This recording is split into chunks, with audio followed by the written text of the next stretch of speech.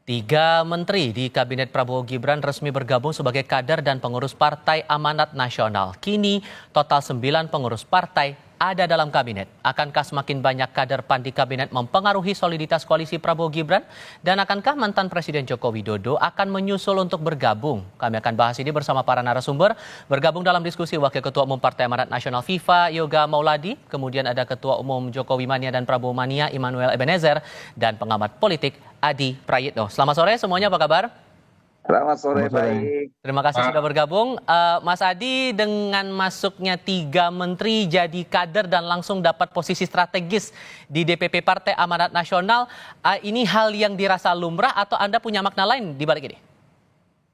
Ya, saya kira pertama Partai Amanat Nasional harus diakui menang banyak dalam konteks ini karena bergabung tampan ini adalah menteri-menteri yang saya kira memang cukup diandalkan oleh Prabowo dan Gibran untuk di 5 tahun yang akan datang.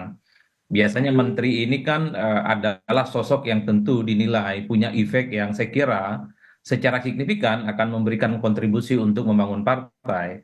Tapi saya membaca kenapa 3 menteri ini pada akhirnya bergabung dengan PAN, tentu saya melihat 2 hal. Pertama, memang PAN ini adalah partai yang relatif terbuka. Yang kedua, kedekatan Zulkifli Hasan dan PAN secara umum dengan Prabowo Subianto sebagai presiden terpilih sepertinya menjadi angin segar kepada menteri-menteri ini untuk menjadi bagian di antara bagaimana komposisi kepengurusan. Kenapa menjadi pengurus penting dan pengurus inti? Memang kalau mau jujur ini sebagai bentuk penghargaan yang cukup luar biasa karena tidak mudah sebenarnya menteri-menteri dari kalangan profesional ini kemudian melabuhkan dan menentukan pilihan politiknya. Ini semacam mutualisme simbiosis karena memang secara umum nantinya PAN ataupun dengan tambahan 3 menteri yang baru ini pastinya akan memprofiling bukan hanya mengawal bagaimana Prabowo dan Gibran di 5 tahun, tapi yang paling penting adalah mengonsolidasi basis-basis dukungan ke PAN tentu untuk mempersiapkan pemilu-pemilu di masa yang akan datang. Jadi 2 hal ini yang saya kira memang menjadi penting Mas Tepal untuk dilihat ya. Apakah ini lumrah?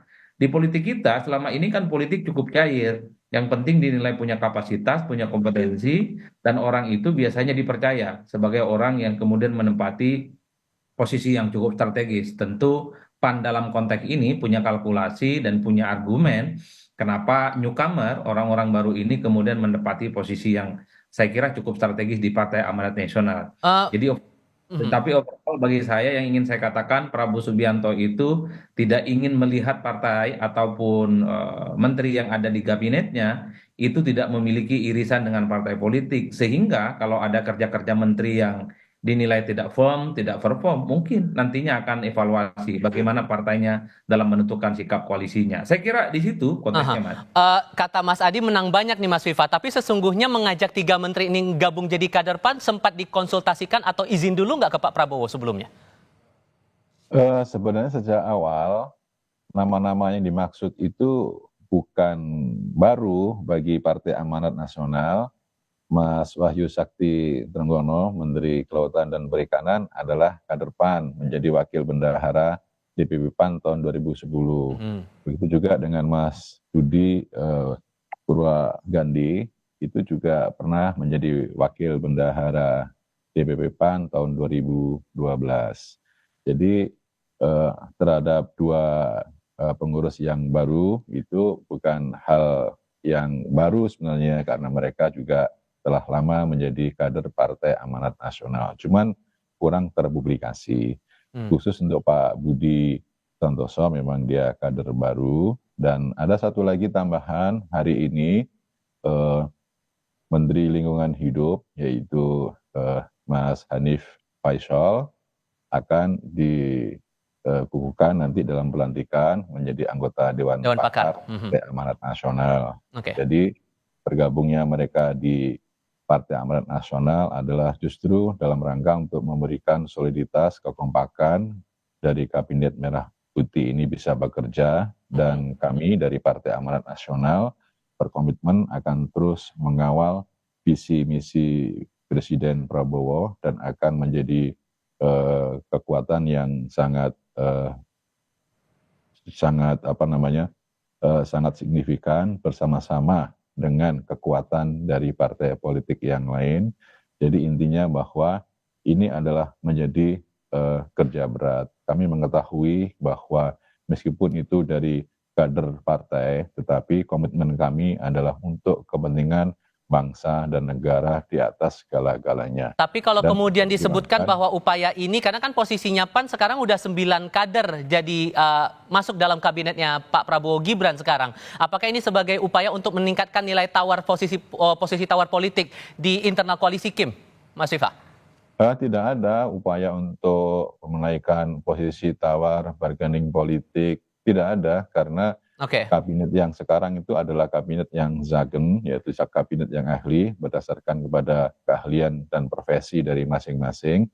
Dan yang kedua, kabinet ini adalah merupakan kabinet yang besar yang harus ditopang oleh seluruh kekuatan, seluruh komponen masyarakat, termasuk juga partai-partai politik yang bergabung di Koalisi Merah Putih, agar apa?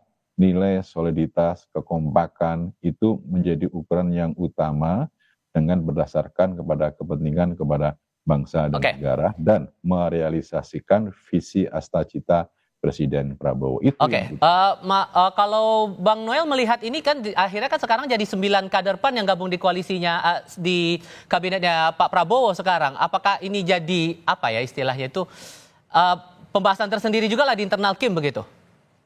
Ya, saya rasa itu kan hak 3 kawan itu yang masuk di Partai PAN.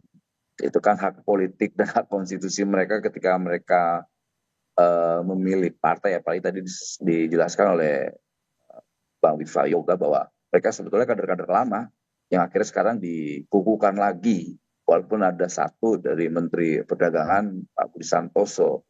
Tapi untuk kami yang paling penting kan soliditas di Kabinet Merah Putih, tidak kerja tidak terabaikan lah ya, jangan sampai menjadi sesuatu yang malah mengurangi kinerjanya. Tapi kan orang-orang ini kan secara profesional ya, bisa dipertanggungjawabkan, dan kita juga masih punya keyakinan yang cukup besar lah. Kita disampaikan mungkin Pak Yoga bahwa mereka tetap fokus pada kerja-kerja di pemerintahan Pak Prabowo. Saya rasa untuk sementara menurut kami ini bagus-bagus aja lah, nggak terganggu. Tapi kan Gerindra posisinya kan sebagai motor penggerak utama di koalisi Kim. Apakah kemudian ini jadi apa istilahnya bagian awal lah agar ada posisi juga begitu dari PAN ini di koalisi Kim ini bisa lebih moncar lagi, atau gimana sih melihat itu? Ya, kita sampai detik ini melihatnya itu hal yang positif aja sih. Belum sampai, kan kita bagaimana mengambil kesimpulan orang semua masih running, berjalan dengan baik dan tidak mengganggu soliditas di Kim itu sendiri. Kalaupun misalnya taruh setengahnya juga PAN, selama itu dia solid untuk menjaga pemerintahan Pak Prabowo, bagus-bagus saja saya rasa sih. Tapi ini merepresentasikannya Pak Jokowi juga nggak nih dengan munculnya 3 nama menteri masuk ke PAN ini, Bang Noel? Oke, soal representatif itu kan bukan tidak bisa menjadi ukuran, karena ukurannya di mana gitu loh. Atau karena mantan kabinetnya Pak Jokowi atau apa, saya rasa nggak ada. Itu kan dipilih punya dasar pertama loyalitas, integritas. Karena kemarin disampaikan di awal gitu di syarat masuk pemerintahan Pak Prabowo itu kan loyalitas dan integritas. Gitu. Sampai detik ini integritas dan loyalitas itu masih ditunjukkan oleh menteri-menteri yang hari ini masuk Partai Amanat Nasional dan belum bergeser dari apa yang menjadi komitmen bersama. Gitu. Mas Adi, akhirnya kan muncul pertanyaan di publik, kenapa kemudian kok 3 menteri ini bergabungnya ke PAN, bukan ke Gerindra begitu, yang menjadi motor penggerak utama di Koalisi Indonesia Maju ini? Anda menangkap analisnya bagaimana itu? Ya, saya kira ini soal bagaimana mutualisme interesting. Jadi ada titik temu kepentingan politik bersama yang bisa dikompromikan.